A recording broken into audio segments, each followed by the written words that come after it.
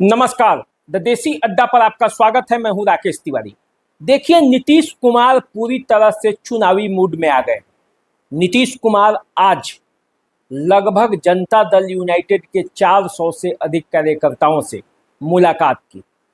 नीतीश कुमार इन कार्यकर्ताओं से मिलकर, इन नेताओं से मिलकर क्षेत्र का फीडबैक लिया। देखिए, मैंने आपको पहले ही बताया था, नीतीश कुमार के पास जनता दल यूनाइटेड के प्रत्याशियों की सूची पहुंच चुकी है। नीतीश कुमार का फाइनल मुहर उस पर लगना है। इस फाइनल मुहर लगाने से पहले नीतीश कुमार अपने क्षेत्र के नेताओं और कार्यकर्ताओं से मिलना उचित समझा और तब जनता दल यूनाइटेड के इन कार्यकर्ताओं और नेताओं को सीएम हाउस से फोन गया। उन्हें बुलाया गया। मुख्यमंत्री नीतीश कुमार के सामने हाजिर होना है और बताना है कि उस क्षेत्र का फीडबैक क्या है। यदि टिकट के दावेदार हैं तो उनके दावेदारी के पीछे का तर्क क्या है, उसका आधार क्या है। देखिए, जब नीतीश कुमार के आवास पर ये बैठक हो रही थी तो उस बैठक के दौरान जनता दल यूनाइटेड के कार्यकारी अध्यक्ष संजय झा भी मौजूद थे। उनके साथ केंद्रीय मंत्री ललन सिंह भी थे। जनता दल यूनाइटेड के प्रदेश अध्यक्ष उमेश कुशवाहा भी थे और संजय गांधी भी थे। तो इन सब नेताओं की मौजूदगी के बीच 3 घंटे तक नीतीश कुमार एक एक कार्यकर्ता से मिलते रहे, क्षेत्र का फीडबैक लेते रहे, उनसे ये जानते रहे कि आखिर विधानसभा चुनाव जब सर पर है तो उसकी तैयारी क्या है, उनकी क्या तैयारी है, क्षेत्र में वो किस आधार पर टिकट चाहते हैं। तो देखिए, पूरी कमेटी आज बैठी हुई थी। सूची पहले से मुख्यमंत्री नीतीश कुमार के पास पहुंच चुकी है और ऐसे में निर्णय लेना है नीतीश कुमार को कि आखिर किसके नाम पर मुहर लगेगा।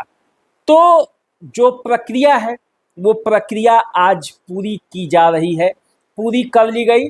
3 घंटे तक बैठक हुई और उस बैठक में जो बातें छनकर आई हैं वो मैं आज आपको बताने वाला हूँ। देखिए, नीतीश कुमार अधिकांश उसी सीट पर चुनाव लड़ने जा रहे हैं जिस पर 2020 में उन्होंने चुनाव लड़ा था। अधिकांश प्रत्याशी भी वही हो सकते हैं। कुछ प्रत्याशियों को बदला जाएगा, कुछ नए प्रत्याशियों को लाया जाएगा। विधायकों में ज़्यादा हेराफेरी नहीं होने जा रही है। जो लड़ाई में बने हुए थे, किसी कारणवश चुनाव हार गए, उन पर विचार किया जाएगा। लेकिन जोर है जनता दल यूनाइटेड का नए नेताओं को, नए जोशीले नेताओं को, ऊर्जावान नेताओं को आगे लाने में, उन्हें चुनाव में मौका देने में। ऐसे में बुजुर्गों की जमात वो छट सकती है। भले ही मुख्यमंत्री नीतीश कुमार हों, लेकिन उन्होंने ये प्राथमिकता तय की है कि इस बार जो चुनाव होगा इसमें जनता दल यूनाइटेड किसी भी कीमत पर आगे रहना चाहिए। देखिए, सीट के मामले में वो बीजेपी से 1 सीट ज़्यादा चुनाव लड़ेगी निश्चित रूप से, और जब सीट के रूप में ज़्यादा लड़ेगी तो जीत कर भी ज़्यादा आना है उम्मीदवार को, इस बात पर जोर दिया जा रहा है। और जब जीतना है तो जनता दल यूनाइटेड वैसे प्रत्याशियों को तरजीह देगी जिसकी जीतने की संभावना ज़्यादा होगी।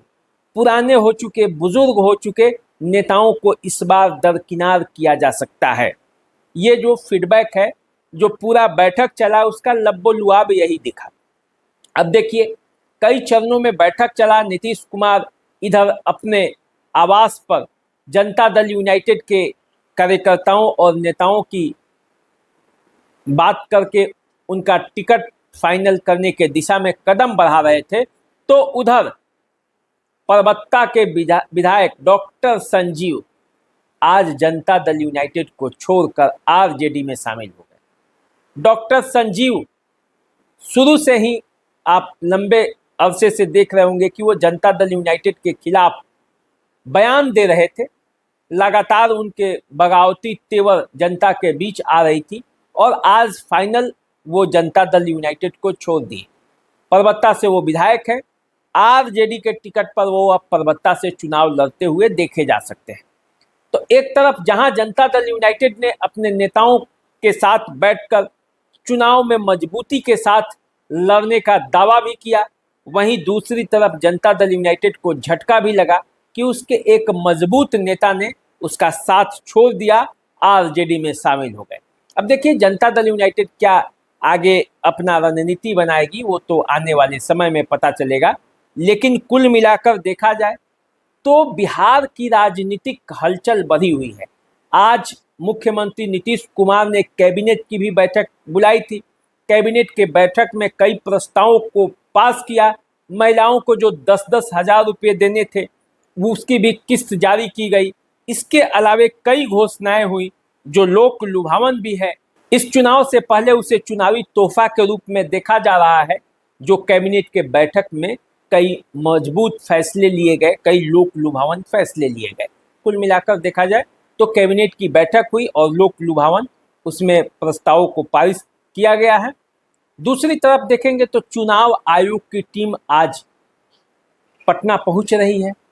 मुख्य आयुक्त जो हैं चुनाव के, मुख्य निर्वाचन आयुक्त, वो रात 10 बजे तक आज पटना पहुंचेंगे।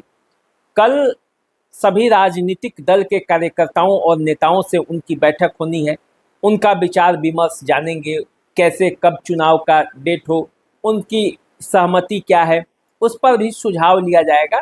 कार्यकर्ताओं और नेताओं से अक्सर चुनाव के पहले पार्टियों से चुनाव आयोग राय लेती है, उनके सुझाव लिए जाते हैं, तो वो होगा। उसके बाद डीजीपी और मुख्य सचिव के साथ बैठक कर चुनाव की जो प्रशासनिक तैयारियां हैं उसके मद्देनजर बात होगी और तब आचार संहिता जो है वो लागू किया जाएगा।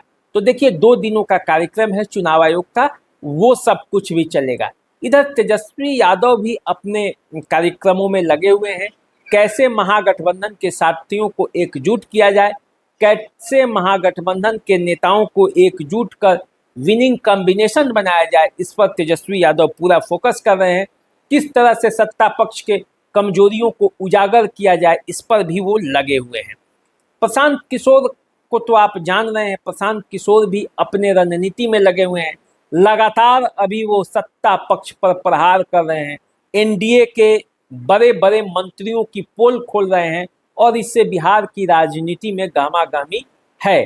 प्रशांत किशोर ने भी ये घोषणा कर दिया है कि 9 अक्टूबर को जनसुराज अपने प्रत्याशियों की पहली सूची जारी करेगी। तो सबको इंतजार है इस बात का कि आखिर 9 अक्टूबर को जब प्रशांत किशोर अपनी पहली सूची लेकर जनता के सामने आते हैं तो उस सूची में कौन कौन से नाम होते हैं, कौन कौन से उसमें प्रत्याशी उतारते हैं, उसी से कुछ पता चलेगा कि आखिर जनसुराज इस बार क्या करने वाली है। तो देखिए पूरा तरह से चुनावी बिसात का जो शतरंज है वो सज चुका है। Janata Dal United, BJP, NDA पूरा, और देखिए तो इंडिया गठबंधन, महागठबंधन जिसे कहते हैं, दोनों अपने अपने जो है वो सैनिकों के साथ, अपने अपने सैनिकों के साथ पूरी तरह से चुनावी मैदान में उतरने के लिए तैयार है। चुनाव आयोग भी कमर कस रहा है। अब घोषणा जल्द होगा और चुनावी जो महाभारत है उसकी तस्वीर जनता के सामने आने वाली है। तो मैं आज आपको और भी बातें बताने वाला हूं, लेकिन उसके लिए एक अलग दूसरा वीडियो का आपको इंतजार करना पड़ेगा। आप हमारे साथ बने रहिए, देखते रहिए द देसी अड्डा। चैनल को सब्सक्राइब कर लीजिए, फेसबुक इंस्टाग्राम पर हमें फॉलो कीजिए। अभी दीजिए इजाज़त, नमस्कार।